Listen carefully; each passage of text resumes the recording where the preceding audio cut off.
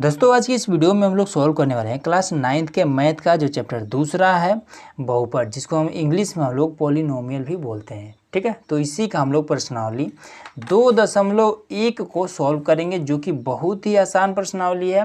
तो यहाँ पर हमारा क्वेश्चन नंबर 1 दिखाई दे रहा है। इसमें क्या कर रहे हैं कि निम्नलिखित व्यंजकों में कौन कौन एक चर में बहुपद है। ठीक है, और उसके बाद से आगे दिया है कि और कौन कौन नहीं है, कारण सहित उत्तर दीजिए। मतलब कि इसमें हमें कारण भी बताना है कि बहुपद है तो कैसे है, अगर नहीं है तो फिर क्यों नहीं है। ठीक है, तो सबसे पहले हमारा इसमें ध्यान जाना चाहिए कि चर क्या होता है और बहुपद क्या होता है। तो ये अगर दो चीज़ आपको पता है तो इस चीज़ को आप इजीली समझ सकते हैं। ठीक है, हल कर सकते हैं। तो चलिए सबसे पहले यही वाला समझ लेते हैं। अब दोस्तों यहाँ पर हमने क्वेश्चन को नोट कर दिया है, तो इसमें समझ लेते हैं कि चर क्या होता है और बहुपद क्या होता है। देखिए चर क्या होता है, चर बहुत लोगों को पता भी होगा और बहुत लोगों को, जिन लोगों को नहीं पता है वो लोग वीडियो को ध्यान से देखिएगा। तो देखिए चर क्या होता है, जैसे कि ए बी सी डी, ये सभी क्या होते हैं, ए बी सी डी के जितने भी अक्षर हैं ठीक, वो आपके क्या होते हैं, चर होते हैं। और वही जो अचर होते हैं वो आपका एक से लेकर के जितने भी गिनती होते हैं वो सभी आपके अचर होते हैं। ठीक है, तो चर और अचर ये चीज़ आपको पता हो गया। अब बात आती है, कभी कभी हमें कन्फ्यूजन हो जाता है, हम कहने लगते हैं कि ये ए बी सी डी ये आपका अचर है और गिनती हमारा चर है, इस बात का कन्फ्यूजन होता है। तो देखिए इसके लिए एक ट्रिक है, कैसे आप लोग याद रख सकते हैं। तो गिनती को ही हम लोग क्या कहते हैं, अंक बोलते हैं। ए बी सी डी को अंक बोलते हैं क्या, नहीं बोलते हैं, लेकिन गिनती को हम लोग अंक बोलते हैं। तो अंक कैसे लिखते हैं, इस तरीके से हम लिखते हैं अंक। ठीक है, अंक किसको बोलते हैं, गिनती को। तो अंक में आता है अ और अचर में भी आता है अ।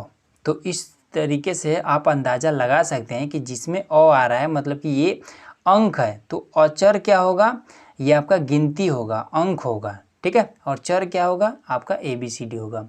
तो इस तरीके से आप ये जो हिंट की सहायता से आप इस चीज़ को याद रख सकते हैं। ठीक है, तो ये आपका अचर, चर और अचर में आपको क्लियर हो गया होगा। अब बहुपद क्या होता है ये चीज़ समझ लीजिए। जैसे कि यहाँ पर एक्स दिया है, प्लस में आपका वाई, प्लस में जेड। तो ये आपका पहला पद है और पहला पद के साथ में दो पद और जुड़े हैं। तो एक पद के साथ में जब दो तीन और जुड़ जाए तो ये सभी को मिलाकर इसको हम कहेंगे बहुपद। तो एक से अधिक पदों को हम कहेंगे बहुपद। तो यहाँ पर जो क्वेश्चन है, तो इस क्वेश्चन को समझने के लिए एक चीज़ और आपको पता होना चाहिए कि बहुपद ये तभी होगा, जैसे कि यहाँ पर क्या है, यहाँ पर घात में 2 लगा है तो ये द्विघात बहुपद है। ठीक है, ये बहुपद तो है लेकिन घात में 2 लगा है तो द्विघात बहुपद है। घात में 3 लगेगा तो त्रिघात बहुपद होगा। अगर घात नहीं लगा है तो वो रैखिक बहुपद होगा। ठीक है, तो ये सारा चीज़ अभी आगे पढ़ेंगे हम लोग। तो सबसे पहले यहाँ पर द्विघात बहुपद दिया है, तो इस चीज़ को समझ लेते हैं। तो इसमें देखिए ये बहुपद तभी होगा जब इसका घात एक पूर्ण होगा। पूर्ण का मतलब क्या होता है, जैसे कि मान लीजिए यहाँ पर 2 दिया है तो ये एक पूर्ण है। अगर मान लीजिए 1/2 दिया है तो ये तो क्या है, ये पूर्ण है नहीं, ये क्या है, आधा है, तो ये पूर्ण नहीं है। तो जिस चर के, ये आपका देखिए यहाँ पर क्या है, ये आपका यक्स है, यहाँ भी यक्स है, तो ये क्या है, चर है, ये दोनों चर है, एक ही चर है। ठीक है, एक ही चर 2 जगह दिया है तो ये आपका क्या है, एक ही चर है। तो जिस चर के घात में जिस चर का घात जो है वो पूर्ण नहीं होगा वो आपका बहुपद भी नहीं होगा। जैसे कि यहाँ पर एग्जाम्पल समझ लेते हैं, एक्स की घात में -2 प्लस में वाई प्लस में जेड। तो यहाँ पर क्या है, घात में माइनस लगा है तो क्या ये बहुपद होगा, तो ये बहुपद नहीं होगा। वही मान लीजिए एक्स की घात में 1/2 है प्लस में वाई प्लस में जेड, तो क्या ये बहुपद होगा, तो ये भी आपका नहीं होगा। मान लीजिए वही आपका कि एक्स की घात में √2 है और प्लस में वाई है प्लस में जेड है, तो क्या ये बहुपद होगा, तो ये नहीं होगा। क्यों, क्योंकि ये सभी क्या है, पूर्ण नहीं है। ठीक है, पूर्ण का मतलब क्या होता है, अगर 5 लिखा है तो 5 लिखा है, एकदम फिक्स है। ठीक है, ना ही माइनस रहेगा ना ही घात रहेगा। ठीक है, तो इस तरीके से अगर मान लीजिए यहाँ पर दिया है कि 1/x प्लस में वाई प्लस में जेड, तो ये क्या है, ये एक बहुपद है, तो ये भी नहीं है। क्यों, क्योंकि ये बट्टे में लिखा है, ये पूर्ण नहीं है। ये दोनों पूर्ण है लेकिन ये वाला पूर्ण नहीं है, तो ये दोनों भी इसके साथ में जुड़ा है, तो इसलिए ये क्या होगा, ये भी आपका बहुपद नहीं है। तो बट्टे में भी नहीं होना चाहिए, घात में रूट नहीं लगा होना चाहिए, 1/2 भी नहीं होना चाहिए और ना ही माइनस में होना चाहिए। एकदम से प्योर होना चाहिए, मतलब कि पूर्ण होना चाहिए। ठीक है, तो ही आपका बहुपद होगा। तो ये सारा कंडीशन अगर आपने याद कर लिया है, ठीक है, तो इस चीज़ को ईजिली समझ जाएंगे। तो चलिए अब इसको हल कर लेते हैं फटाफट बिना देरी के। यहाँ पर क्या है, कह रहा है कि व्यंजकों में कौन कौन एक चर में बहुपद है। तो एक चर का मतलब क्या होता है, तो देखिए यहाँ पर x है, यहाँ भी x है, मतलब कि x के अलावा इसमें और कोई चर नहीं है। तो ये क्या है, ये एक चर में है, ठीक है, पहला कंडीशन मालूम हो गया। और दूसरा में बहुपद भी बताना है, तो इसके क्या है, चर के घात में कोई भी माइनस या रूट फिर 1/2 ऐसा कुछ नहीं लगा है, तो ये बहुपद है।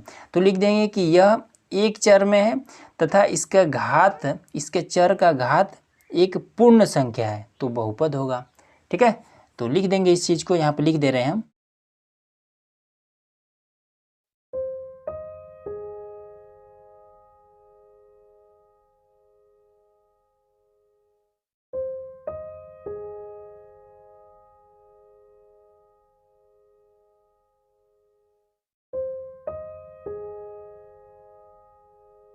अब देखिए यहाँ पर हमने इस चीज़ को लिख दिया है कि यह एक चर में है, मतलब कि x के अलावा इसमें कोई भी चर नहीं है। तो ये आपका क्या हो गया, पहला लाइन हो गया कि यह एक चर में है, ठीक है, एक चर में है और उसके साथ में बहुपद ही बताना है। तो देखिए कंडीशन दे दीजिए कि तथा इसके चर का घात, चर का घात, यहाँ पर घात हमने लिख दिया, ये हमारा चर है, चर का घात पूर्ण है, ठीक है, इसलिए यह बहुपद होगा। पूर्ण के लिए कंडीशन मैंने बता रखा है कि माइनस में नहीं होना चाहिए, बटे में नहीं होना चाहिए और रूट में नहीं होना चाहिए, ठीक है, या फिर 1/2 के रूप में नहीं होना चाहिए। तो ये क्या है, ये एक पूर्ण है, इसलिए ये बहुपद होगा। अब वही वाला इसमें देख लेते हैं। तो इसमें क्या है, y के अलावा इसमें और कोई चर नहीं है और इसके चर का घात भी पूर्ण है। तो यही वाला सेम उठा करके इस पर भी रख दीजिए, ठीक। तो इसमें भी आप लिख सकते हैं, यहाँ पर हमारे स्पेस नहीं है, लेकिन आप इस चीज़ को अगर समझ गए होंगे तो इसको भी आप इजीली कर सकते हैं। क्या है देखेंगे, तो चर के घात में 2 लगा है, मतलब कि 2 एक पूर्ण है, तो ये क्या होगा, ये एक बहुपद है। और y के अलावा इसमें कोई भी चर नहीं है, मतलब कि एक चर में है तथा यह बहुपद भी होगा, ठीक है। तो कंडीशन इस तरीके से आप लिख सकते हैं। चलिए आगे भी देखते हैं। अब आइए दोस्तों, अब यहाँ पर हम देख रहे हैं, तो इसमें हमारा चर कौन सा है, तो चर मतलब कि ABCD जो होता है वही तो चर होता है। तो ABCD में t भी आता है, ठीक है। तो t क्या है, यहाँ पर देखिए रूट में है, तो t जब यहाँ पर रूट में है और ये इसके साथ में जुड़ा है, तो ये क्या होगा, ये आपका बहुपद तो नहीं हो सकता है। लेकिन एक चीज़ है कि इसमें जो चर है वो एक ही चर है, मतलब कि t के अलावा इसमें कोई और चर नहीं है। तो इस चीज़ को लिख सकते हैं कि यह एक चर में है, परंतु यह बहुपद नहीं है, क्योंकि इसका घात जो है, चर का घात पूर्ण नहीं है। तो लिख देंगे।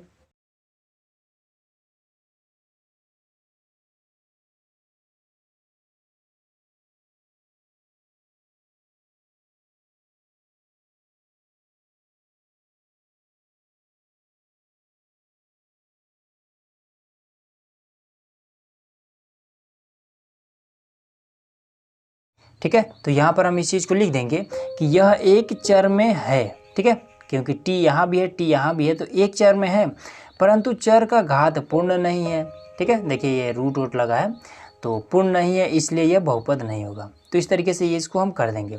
अब चलिए अगला कर लेते हैं। अब दोस्तों यहाँ पर हमारा क्वेश्चन नंबर 4, ठीक है, एक का ही 4th नंबर है। तो यहाँ पर अभी हमने बताया था कि ये बटे में भी नहीं होना चाहिए, जो चर है वो बटे में भी नहीं होना चाहिए, नहीं तो ये क्या होगा, ये भी आपका बहुपद नहीं होगा। लेकिन एक चीज़ है कि इसका जो चर है वो एक ही है, मतलब y के अलावा और कोई भी चर नहीं है। तो लिख देंगे कि एक ही चर में है, परंतु इसका जो चर का घात है वो पूर्ण नहीं है, इसलिए ये बहुपद नहीं होगा। अच्छा, ये चीज़ आपको कन्फ्यूजन हो रहा होगा कि ये ऐसा क्यों है। तो समझिए, जैसे कि मान लीजिए 1/x है, ठीक है, तो इसको हम x की घात में, यहाँ पर इसके घात में कुछ नहीं है तो 1 है, तो इस एक को हम जब ऊपर ले जाएंगे तो ये माइनस में 1 इस तरीके से हो जाता है, ठीक है। वही मान लीजिए कि 1/y का स्क्वायर है, तो इसको हम लिखना चाहें तो y की घात में -2 इस तरीके से हम लिख सकते हैं, ठीक है।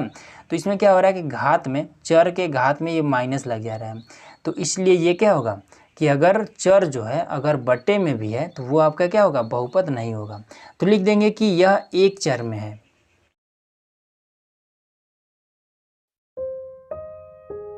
ठीक है, इतना लिख देंगे। उसके बाद से लिख देंगे कि परंतु इसके घात जो है वो पूर्ण नहीं है, इसलिए यह बहुपद नहीं होगा।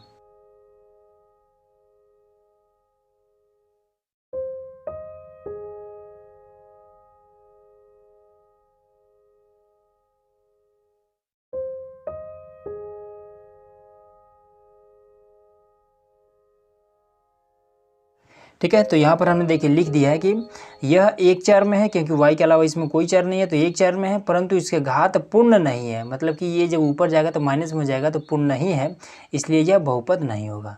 तो ये हो गया। अब चलिए लास्ट क्वेश्चन को देख लेते हैं। अब दोस्तों यहाँ पर हम क्वेश्चन नंबर ये 5वां देखेंगे, 1 का 5वां है। तो इसमें देख रहे हैं कि यहाँ पर x है, चर को हम पहले चर को देखेंगे। तो यहाँ पर चर जो है x है, यहाँ पर चर y है, यहाँ पर चर t है। ठीक है। तो इसमें क्या है, चर जो है वो अलग है, तो लिख देंगे कि चर इसका अलग अलग है, परंतु इसका जो घात है वो एक है।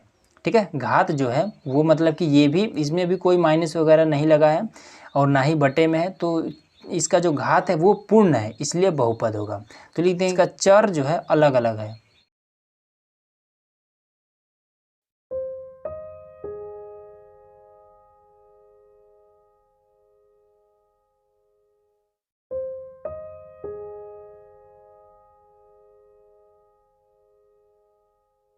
ठीक है। तो यहाँ पर देखिए हमने लिख दिया है कि इसका चर अलग अलग है, मतलब कि ये जो चर है वो क्या है, अलग अलग है, परंतु इसका घात पूर्ण है, इसलिए बहुपद होगा। ठीक है। देखिए 10 है, इसमें ना माइनस लगा है, ना ही बट्टे में है, ना ही रूट लगा है, तो ये क्या है, ये पूर्ण है, इसलिए बहुपद होगा। तो ये चीज़ है, हमारा क्वेश्चन नंबर 1 आपका कंप्लीट हो गया। अब चलिए क्वेश्चन नंबर 2 को देखते हैं। अब दोस्तों यहाँ पर हमारा क्वेश्चन नंबर 2 है। ठीक है। तो ये तो बहुत ही आसान है। इसमें क्या कर रहा है कि निम्नलिखित में से प्रत्येक में एक्स स्क्वायर का गुणांक लिखिए। ठीक है। तो गुणांक मतलब क्या, जो एक्स स्क्वायर के साथ में गुणा कर रहा है वही चीज़ हमें लिख देना है।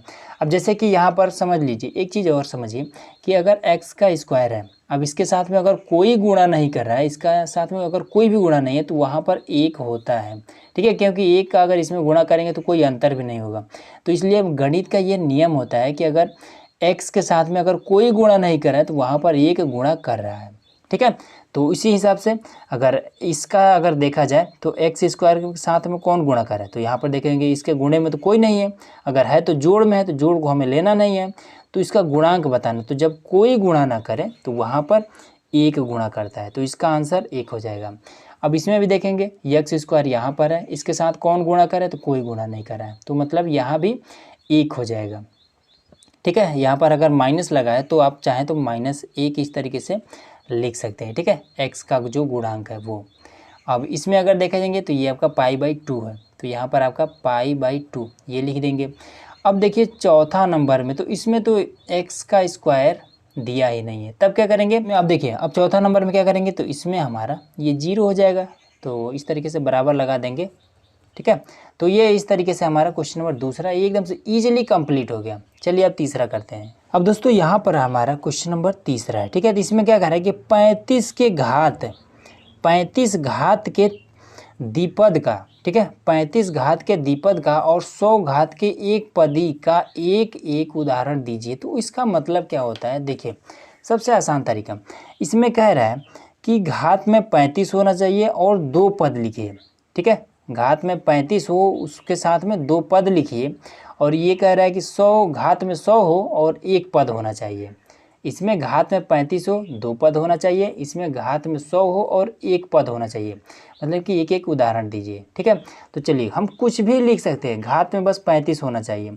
तो आपको एक चीज़ पता होगा, तो ये क्या है, ये आपका 1 पद है, इसमें अगर हम इसको जोड़ दें तो ये क्या होगा, ये आपका 2 पद हो गया। तो ऐसा ही कुछ इसमें लिखना है, बस इसमें क्या करना है कि घात में आपका 35 होना चाहिए। तो चलिए लिख देते हैं घात में 35। तो यहाँ पर हम लिख देंगे नंबर 1, क्योंकि 2 हमें बताना है ना, एक इसका 35 का, एक 100 का। तो लिख देंगे, कुछ भी आप लिखिए, x के घात में 35 प्लस में 7, इस तरीके से लिख देंगे। ठीक है। अगर आप चाहें तो मन करे तो जो मन करे वो आप लिख सकते हैं, इसमें कोई भी पाबंद नहीं है। ठीक है। तो अगर आप चाहें तो इस तरीके से भी लिख सकते हैं, अथवा में आप 7 और x की घात में 35 प्लस 120 इस तरीके से भी लिख सकते हैं। और भी चाहे एग्जाम्पल तो इस तरीके से 35 और x की घात में 35 प्लस में यहाँ 35, इस तरीके से भी लिख सकते हैं, कोई दिक्कत नहीं है। ठीक है। इस तरीके से भी आप लिख सकते हैं, और भी अगर चाहें तो इस तरीके से बना कर आप लिख सकते हैं। बस कंडीशन आपको ये याद रखना है कि घात में 35 होना चाहिए और ये इसके साथ में एक और जुड़ा होना चाहिए।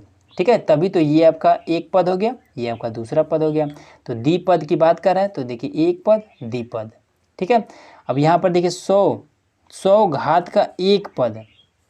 अब इसमें क्या करना है दूसरे वाले में कि इसमें आपको घात में 100 होना चाहिए, तो इसको भी आप चाहे तो y के घात में इस तरीके से 100 और इस तरह ये भी आपका सही है, ठीक है। इसमें भी आपको कोई दिक्कत नहीं, ये भी आपका एक पद हो गया, घात में 100 भी लगा है। चाहे तो आप इस तरीके से भी कर सकते हैं। आप मान लीजिए 8 है और y की घात में 100, ये भी आपका एक ही पद के अंतर्गत आएगा। अथवा आप चाहें तो इस तरीके से अंडर रूट में 7 और y की घात में 100, इस तरीके से भी आप कर सकते हैं, ठीक है। तो इन सभी में से हमें एक एक उदाहरण देना है। तो यहाँ पर देखिए हमने कितने उदाहरण दे दिए, 1 2 3। अब इसका वाला कि 1 2 3 4 5 ऐसे उदाहरण हमने दे दिए, ठीक है। तो इस तरीके से आप कुछ भी लिख सकते हैं, आप कुछ भी लिखिए सही हो जाएगा, ठीक है। बस आपको घात का ध्यान रखना है। इसमें द्विपद बताना है तो 2 पद होना चाहिए, इसमें एक पद बताना है तो केवल एक पद सिंगल होना चाहिए। तो ये चीज़ आपका क्लियर हो गया। चौथा देखिए। अब दोस्तों यहाँ पर हमारे पास क्वेश्चन नंबर चौथा है, ठीक है। तो ये भी बहुत आसान है। इसमें क्या करें कि निम्नलिखित बहुपदों में प्रत्येक की घात लिखिए। तो घात मतलब क्या है, यही सब। तो ये 3 2, अब इसमें देखेंगे ये वाला 2, इसमें देखेंगे तो कुछ नहीं दिखाई दे रहा है, ठीक है। तो इन सभी का क्या करेंगे, आसान तरीका देखिए। इसमें क्या करना है, सबसे पहले इसमें घात हमें बताना है। तो देखेंगे सबसे बड़ा घात कौन है, तो 3 बड़ा है या फिर 2, तो 3 बड़ा है, तो यहाँ पर यही आपका उत्तर हो जाएगा 3। बस इसमें और कुछ नहीं करना है। इसमें देखेंगे तो इसमें कौन सा घात, 4 के अगर ऊपर कोई घात नहीं लगा है तो वहाँ पर गणित का नियम होता है कि 1 लगा होता है, ठीक है। तो ये चीज़ हो गया। तो इसमें बड़ा कौन है, 1 बड़ा है या 2, तो 2 बड़ा है, तो ये आपका आंसर हो गया। इसमें अगर देखेंगे तो यहाँ पर देखिए, हाँ एक चीज़ और आपको समझ में आना चाहिए कि अगर 4 लिखा है और ये रूट में है, 4 नहीं मान लीजिए 14 लिखा है, ठीक है। अगर ये रूट में है तो रूट को हम 14 की घात में 1/2 इस तरीके से भी हम लिख सकते हैं, ठीक है। तो वही चीज़ यहाँ पर है। यहाँ पर मान लीजिए 5t की घात में 1 है और इसके घात में 7 की घात में 1/2 है। रूट को हम इस तरीके से लिख सकते हैं। तो आपको पता होगा कि 1 और 1/2 में से 1 बड़ा होता है, ठीक है। ये इसका मतलब होता है आधा, इसका मतलब होता है 1। तो ये आपका जो आंसर होगा वो ये वाला हो जाएगा 1। ये आपका सही हो गया, ठीक है। अब 3 के घात में कुछ नहीं लगा तो 1 लगा है, तो ये आपका 1, ये आपका आंसर हो जाएगा। तो ये भी बहुत छोटा था, तो इस तरीके से हमने इसको कर दिया। चलिए अब अगला करते हैं। अब दोस्तों यहाँ पर हमारा क्वेश्चन नंबर 5वां है, ठीक है। तो ये भी बहुत ही आसान है। इसमें क्या कर रहा है कि बताइए कि निम्नलिखित बहुपदों में कौन कौन बहुपद रैखिक है, कौन कौन द्विघाती है, कौन कौन त्रिघाती है, ठीक है। तो देखिए रैखिक से पहले स्टार्ट करते हैं। ये जो रैखिक है तो इससे, तो देखिए जिसमें घात 1 भी नहीं लगा है वो आपका रैखिक होगा, और जिसमें घात 2 लगा है वो आपका द्विघात होगा, जिसमें घात 3 लगा है वो आपका त्रिघात होगा। तो इसी हिसाब से आप देख लीजिए। तो इसमें क्या है, इसमें घात 2 है तो ये आपका क्या होगा, द्विघात होगा। ये आपका पहला आपका द्विघात होगा। दूसरा में 3 लगा है तो ये आपका त्रिघात होगा, त्रिघात। अब इसमें भी आपका 2 लगा है तो ये आपका द्विघात होगा, ठीक है, द्विघात हो गया। अब इसमें देखेंगे तो इसमें आपका 1 भी नहीं लगा, तो ये क्या होगा, ये रैखिक बहुपद होगा, ठीक है। रैखिक हम केवल लिख दे रहे हैं, बहुपद आप लोग लिख लीजिएगा, रैखिक होगा। अब इसमें 3t में इसमें भी घात नहीं लगा, ये भी आपका रैखिक होगा, रैखिक। इसमें आपका 2 है तो ये आपका द्विघात होगा, ठीक है। इसमें 3 घात है तो त्रिघात होगा। तो इस तरीके से ईजिली हमने पूरे एक्सरसाइज को ख़त्म कर दिया। तो आज का ये वीडियो आप लोग कैसा लगा कमेंट बॉक्स में ज़रूर बताइएगा। चैनल पर नए हैं तो सब्सक्राइब जरूर कर लीजिएगा ताकि आगे आने वाले वीडियो का नोटिफिकेशन आपको ईजिली मिल जाए।